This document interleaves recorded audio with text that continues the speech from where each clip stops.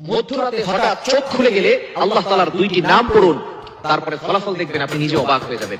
মধ্যরাত, এই রাতটা হচ্ছে রাতের শেষ অংশে যদি আপনার চোখ খুলে যায় তাহলে মনে করবেন আল্লাহ তাআলা আপনাকে সফলতার দ্বার প্রান্তে পৌঁছে দেওয়ার জন্য আপনার চোখটাকে খুলে দিয়েছে। কিন্তু দুঃখজনক হলেও সত্য, আমরা অনেকেই রাতের বেলা হঠাৎ করে চোখ খুলে গেলে অথবা ঘুম ভেঙে গেলে কিন্তু আমরা আল্লাহকে স্মরণ করি না।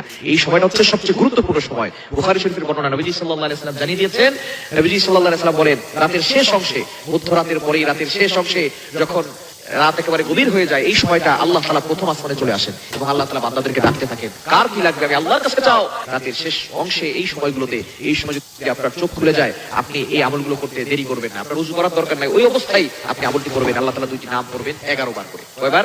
এবং দুইটি নাম পড়ার আগে আপনি 3 বার দুরূদ শরীফ পড়বেন। দুরুদের ভিতরে সর্বশ্রেষ্ঠ দুরুদ হচ্ছে দুরুদ ইব্রাহিম। এই দুরুদটি বেশি বেশি পড়ার চেষ্টা করবেন। আল্লাহুম্মা সাল্লি আলা মুহাম্মাদ ওয়া আলা আলি মুহাম্মাদ কামা সাল্লাইতা আলা ইব্রাহিম ওয়া আলা আলি ইব্রাহিম ইন্নাকা হামিদুম মাজিদ। আল্লাহ